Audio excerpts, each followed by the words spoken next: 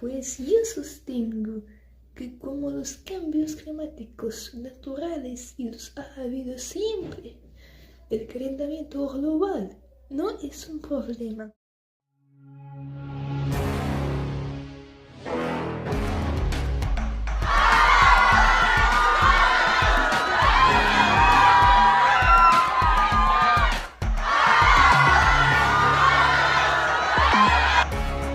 Lo que acaba de comentar nuestra camarada.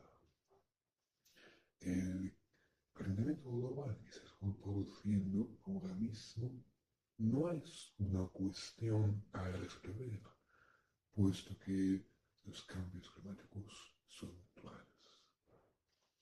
Y realmente parte de razón tiene.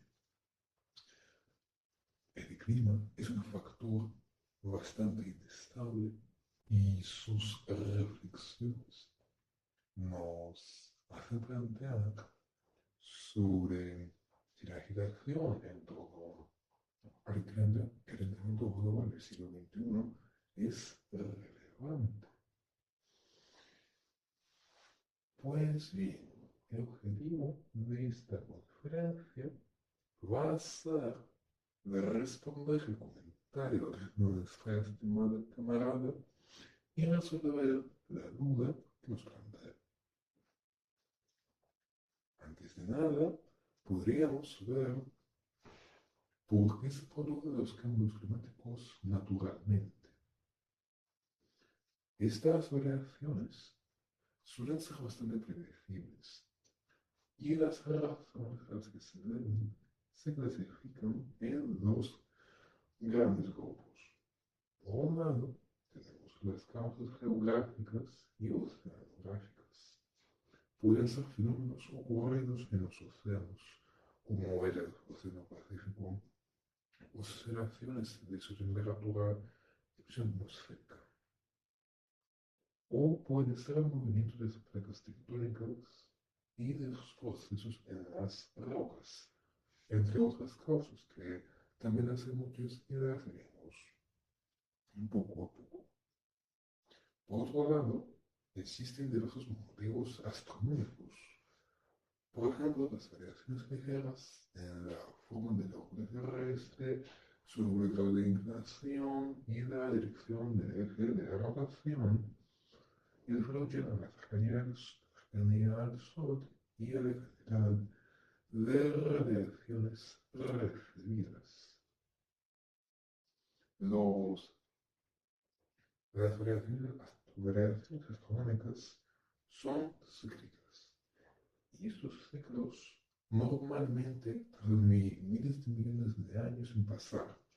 Los hay más cortos, pero por regla general estas variaciones duran bastante y suelen generar fenómenos más globales como la duración de las estaciones, el reparto de las temperaturas en el planeta o la atracción entre los periodos glaciares e interglaciares. Los periodos glaciares son épocas muy frías, muy hostiles y con glaciaciones, enfriamientos, lógicamente. Y los periodos interglaciares son los más largos.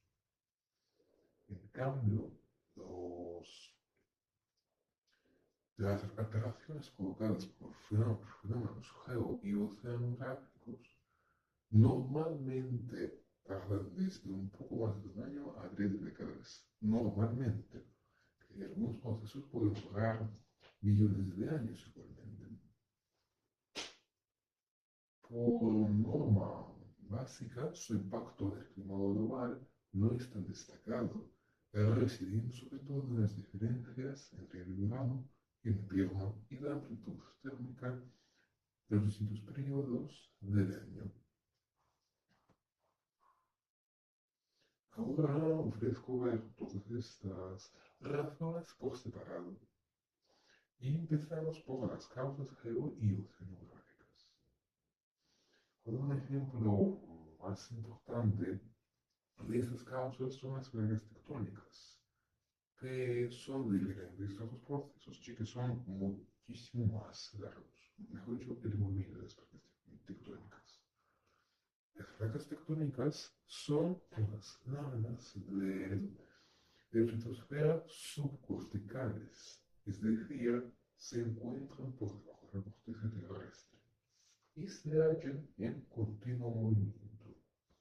A causa de su desplazamiento, se cambian de posición los elementos litosféricos corticales, como los continentes, los archipiélagos. El movimiento de las placas tectónicas ejerce los principales impactos en el clima global. El primero más evidente es desplazar los continentes por todo el globo. Estos se alejan o se acercan al Sol, se modifican así.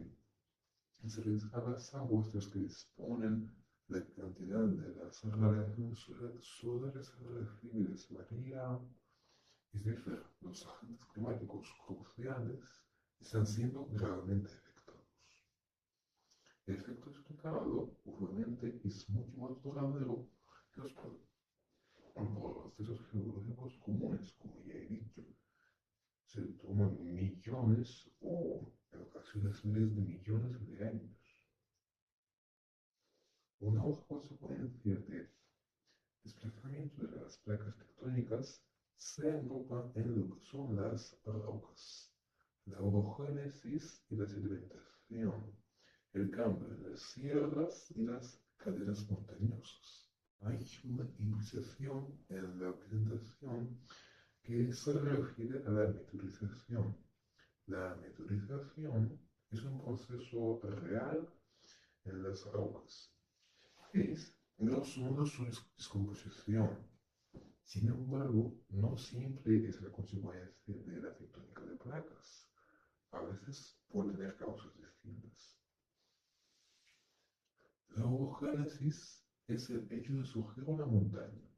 Cuando nace una montaña, una colina, una sierra, la circulación del aire y del viento varían, teniendo asimismo el potencial de interferir en el clima global o local, enfriando la zona.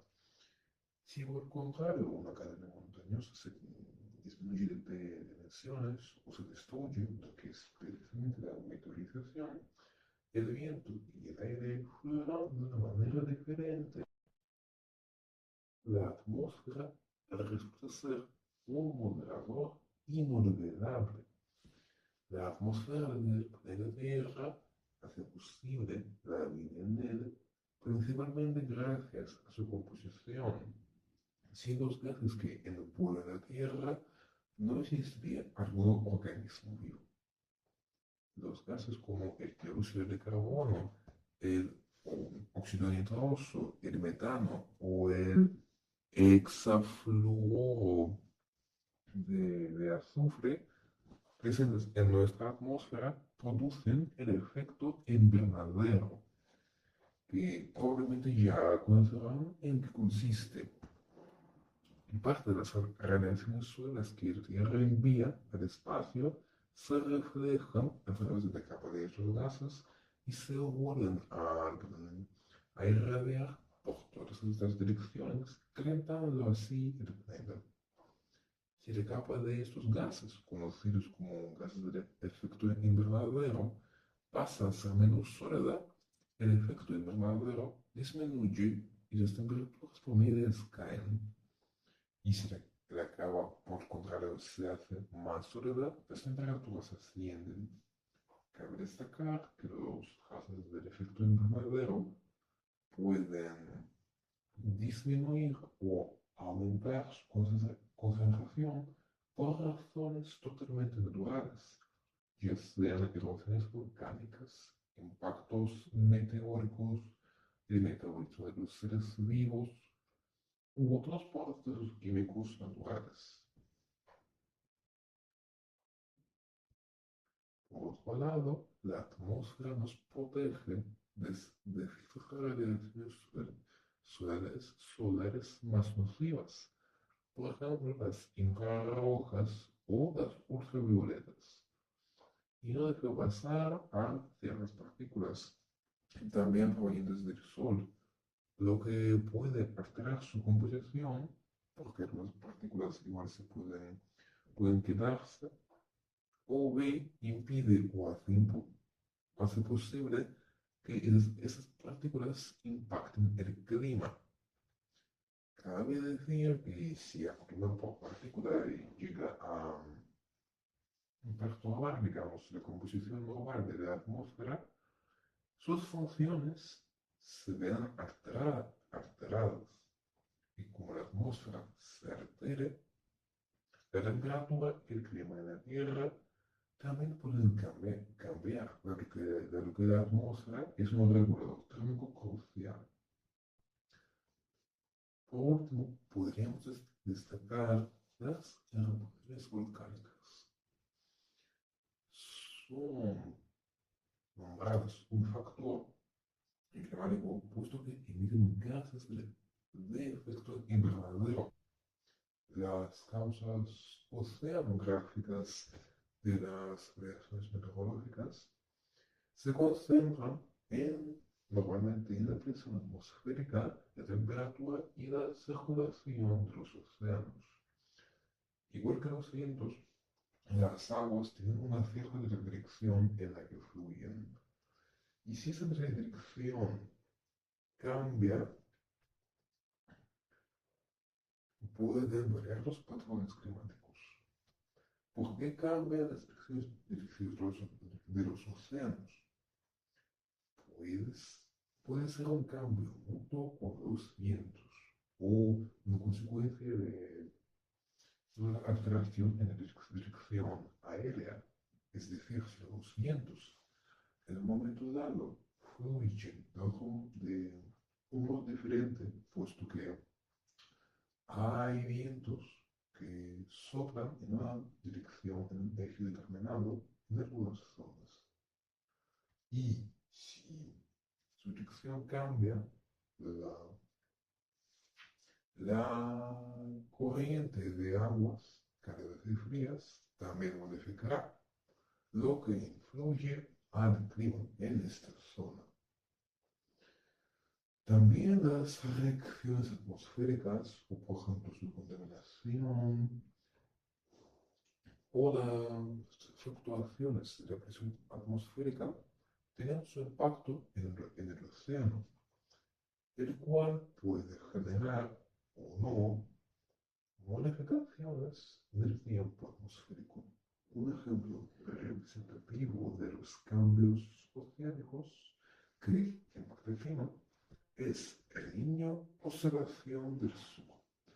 Se provoca por una distinta dirección de los vientos alisios, que son vientos que soplan desde el este hacia el oeste del Océano Pacífico.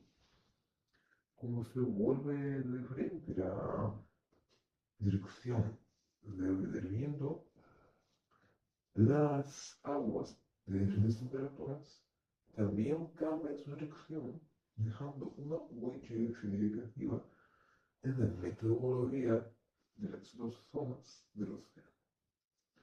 El Niño Observación del Sur es un fenómeno regular y comprende dos fases, durante las cuales el oriente y el occidente del Pacífico elevan sus temperaturas inversamente. Esto es, si el este Pacífico acumula las aguas cálidas, el oeste acumula las frías y viceversa. Vamos a explicar más detenidamente cómo transcurre la observación del sur. Y para tener una base, estudiamos primero las condiciones atmosféricas habituales del Océano Pacífico. Si se fijan en este material gráfico, se encontrarán con un factor climático importante que es la circulación de Walker. La circulación de Walker es un fenómeno atmosférico que hace que los vientos alisios soplen en su dirección normal, digamos, desde el este hacia el oeste. Estas flechas grandes y blancas de abajo que ven se refieren precisamente a estos vientos. Por otro lado, si observan en este ciclo, pueden entender cómo funciona la presión atmosférica en dos distintos lugares, las regiones del Pacífico. Los aires suben con una baja presión en el occidente y luego bajan en el oriente, descienden con una alta presión atmosférica. ¿Y qué ocurre si estamos en las condiciones de El Niño? Cambia la dirección de los vientos alisios, se modifica la separación de Walker y ahora esos vientos soplan al revés. El ciclo ventoso también cambia. Si antes era más lineal, ahora en la época de El Niño es un poco más complejo este ciclo. Los vientos ascienden y descienden tanto en el oriente como en el occidente del Ecuador. Y si se fijan, pueden notar que se producen también modificaciones en la termoclina, que es una zona acuática donde las temperaturas del océano cambian bruscamente en la transición de la superficie hacia la profundidad del mar o del océano. Por otro lado, en las condiciones de la niña se refuerza la acción de la circulación de Walker. Los vientos alisios soplan en la misma dirección que bajo las condiciones habituales y ascienden y descienden de la idéntica manera. Sin embargo, bajo las condiciones de la niña, el occidente se calienta más de lo normal y el oriente, por el contrario, se enfría más de lo promedio. En cambio, en la época de El Niño, dado que cambia la dirección de los vientos alisios, el oriente se calienta y el occidente se enfría. Dense cuenta de que bajo las condiciones normales, las aguas cálidas se conservan en el occidente y las frías en el oriente debido a la circulación de Walker. Luego tenemos diversos fenómenos astronómicos. Todos los procesos cósmicos que ejercen cualquier impacto en el clima terrestre se dividen en internos y externos a la Tierra. ¿Y cuáles son los fenómenos de nuestro planeta que son capaces de modificar su promedio meteorológico? Son los J explican los cambios repetitivos en la órbita, su eje de inclinación y dirección. Son denominados ciclos de Milankovitch, en honor del astrónomo serbio que primero demostró su existencia en el siglo pasado. Lo externo a la Tierra generalmente se refiere al Sol y sus variaciones. Las hay varias. En primer lugar, se encuentran las modificaciones en las radiaciones. Estas interacciones también son cíclicas y duran por más de una década, 11 años, a ser más precisos. Están relacionadas con la cantidad de radiaciones solares que nuestra estrella es capaz de emitir, las cuales disminuyen o aumentan en función de los dichos ciclos. Sin embargo, tales variaciones no se suelen detectar no se suelen destacar como factores relevantes, porque el Sol es una estrella bastante vieja, no hay que esperar cambios abruptos.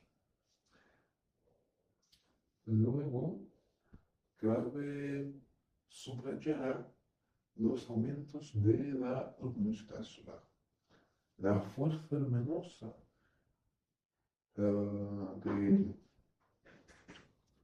irradia este astro aumenta en un lapso aproximado de 1 millón de años.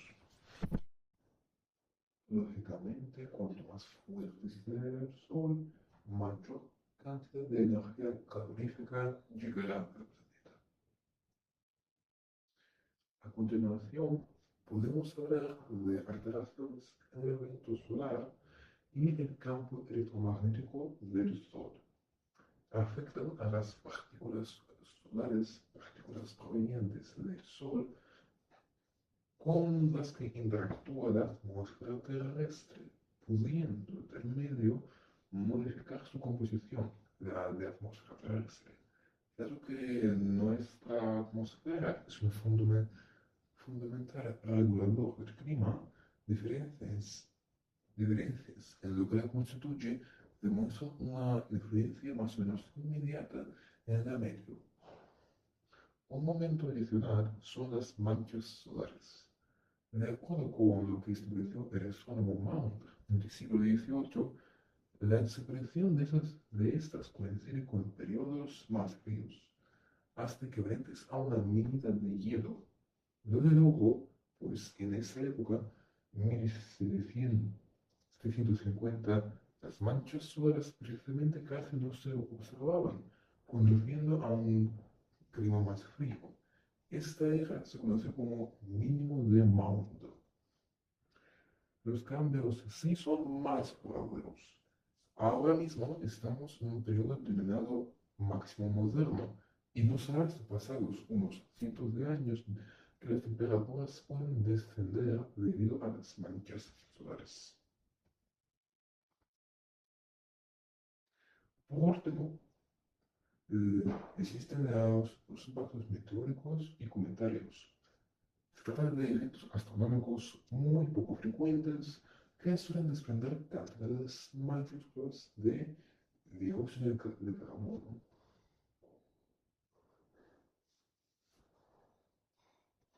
Dicho esto, vamos a pasar a las variaciones históricas del clima.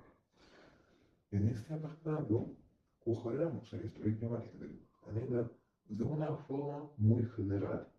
No cogeremos cambios climáticos masivos o globales que haya habido. Simplemente haremos un maquete del clima que ha existido en la Tierra durante su, por así decirlo, vida. Y la realidad es que el promedio meteorológico de nuestra Tierra ha ido variando tremendamente debido a todos los factores antes desarrollados. Y cabe destacar que obviamente no podríamos obtener contenidos fiables sobre el clima antiguo hasta el siglo XIX, donde se empezaron a llevar a cabo, a, a escribirse los primeros registros climáticos. Y si hasta el siglo XIX no ha habido datos sobre el clima, datos fiables, datos científicos, ¿cómo podemos imaginarnos el tiempo atmosférico de épocas anteriores? Pues bien, con el fin de reconstruir el clima y sus variaciones, incluyendo el paleoclima, que es el clima del planeta antes de la aparición de los homínidos, los científicos se basan sobre todo en los fósiles de las plantas, corales y rocas, puesto que las plantas de distintas épocas o regiones geológicas nos dan unos indicios aproximados del clima de esa época. También se investigan, se examinan los hielos antiguos que contienen burbujas de gases. Y los gases también tienen relación con el clima. Y se analizan isótopos de ciertos elementos químicos cruciales.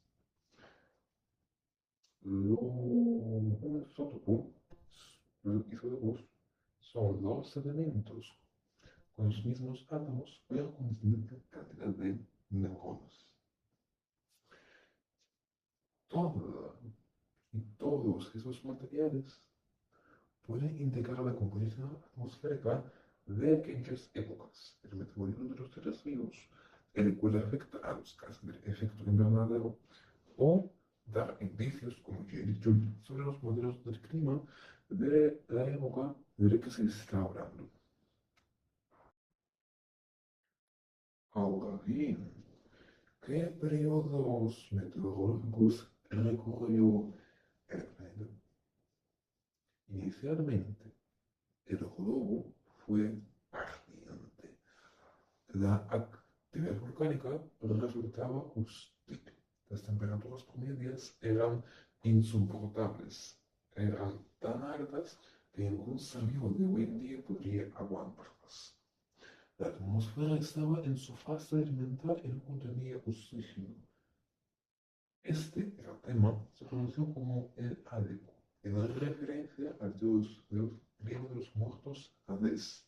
Y Hades, además de ser dios de los muertos, reinaba en el inframundo, un lugar, una zona claramente imaginada como ardiente y muy demasiado cálida. Unos millones de años después, la constante actividad volcánica permitió un pase de generación en la atmósfera. Esta, por primera vez, absorbió el dióxido de carbono importantemente emitido por los volcanes. La gran cantidad de este gas facilitó la vida en el planeta, dando lugar al efecto invernadero y las bacterias fotosintéticas.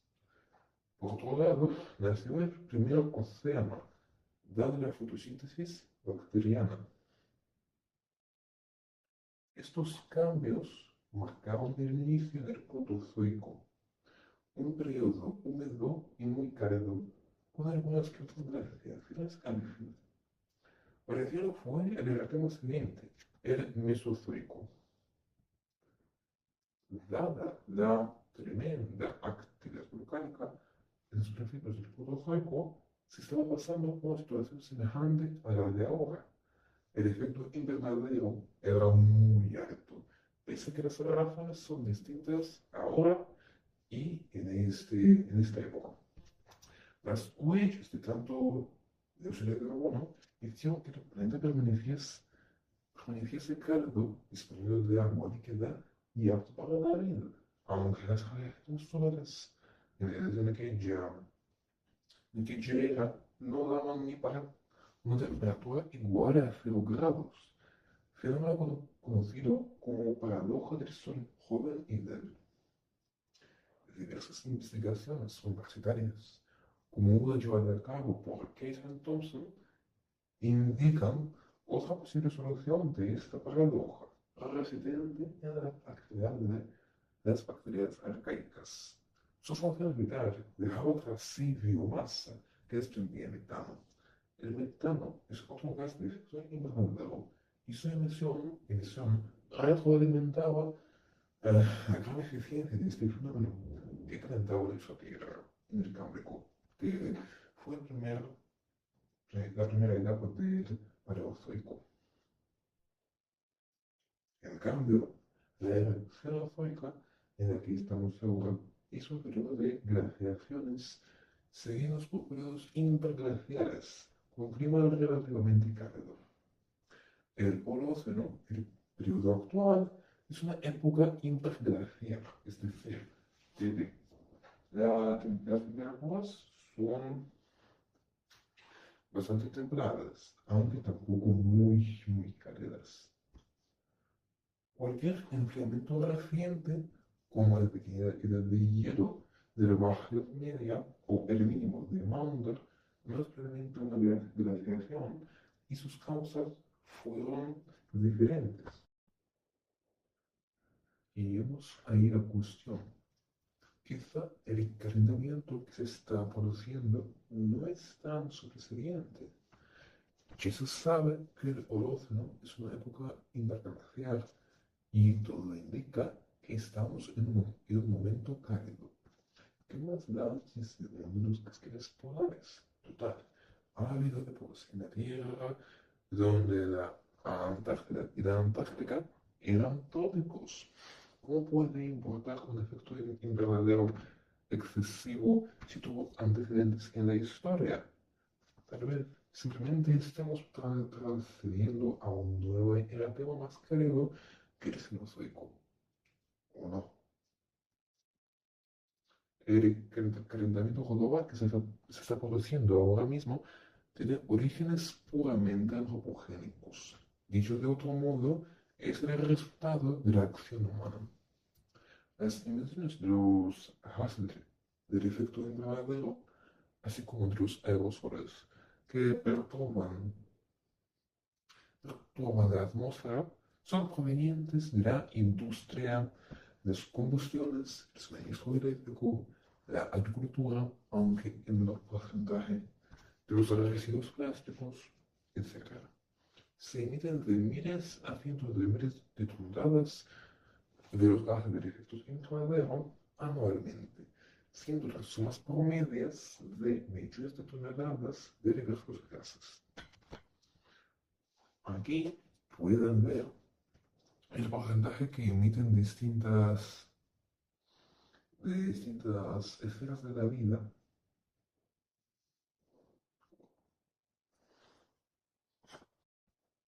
En esta gráfica pueden ver el porcentaje de los gases de efecto invernadero que emiten distintas esferas de la vida humana.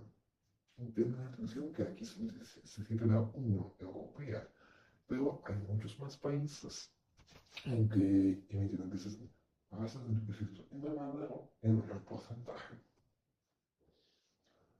Aquí principales emisores de esos gases del mundo del año 2023. Y precisamente aquí observamos que estas emisiones pueden llegar a un máximo de varias miles de toneladas.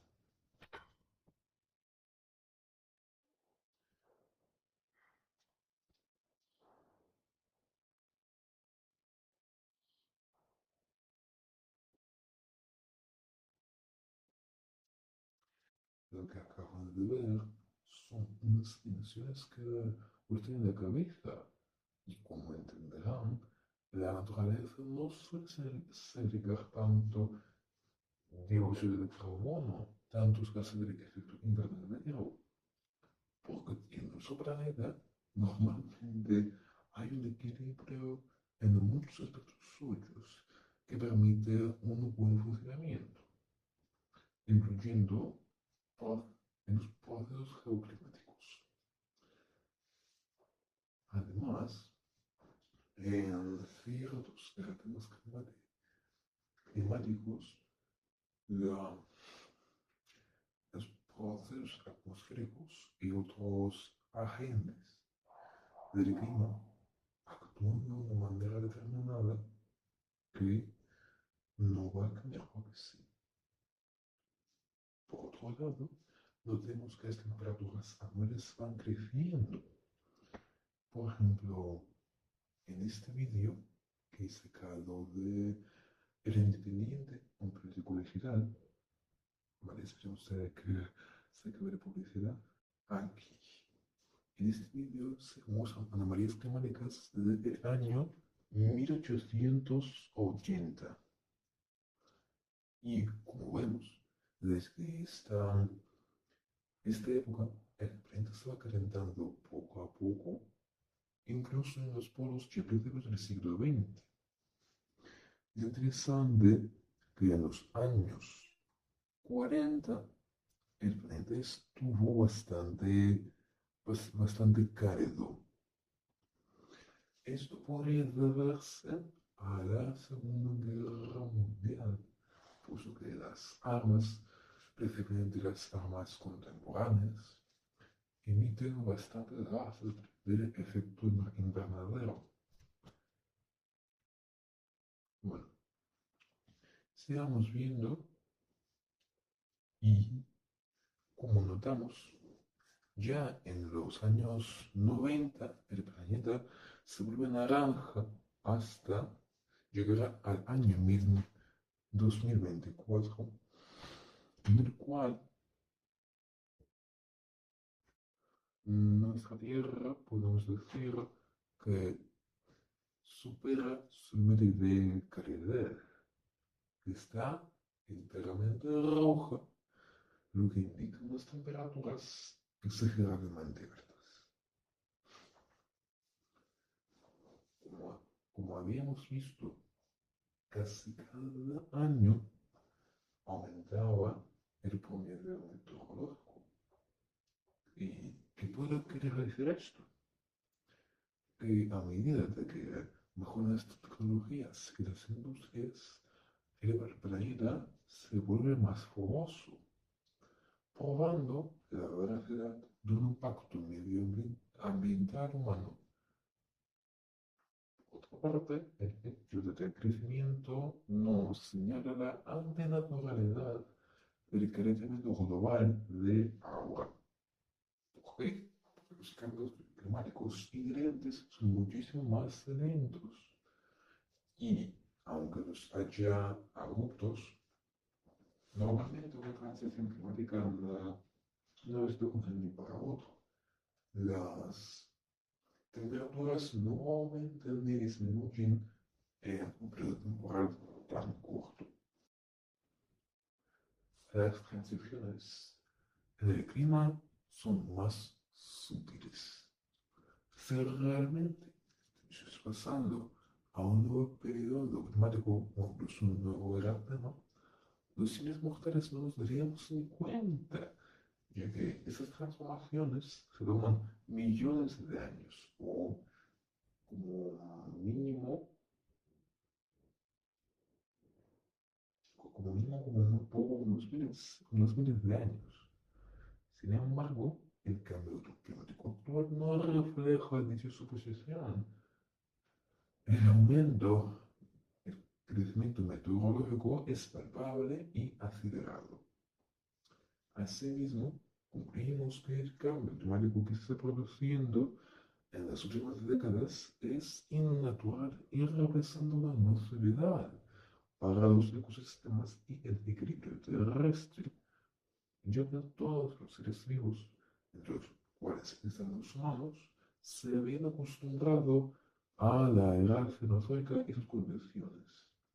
Sus hábitats, sus características, sus maneras de alimentarse y actuar están ligadas, entre otros muchos factores, a este carrusel de glaciaciones y épocas interglaciares.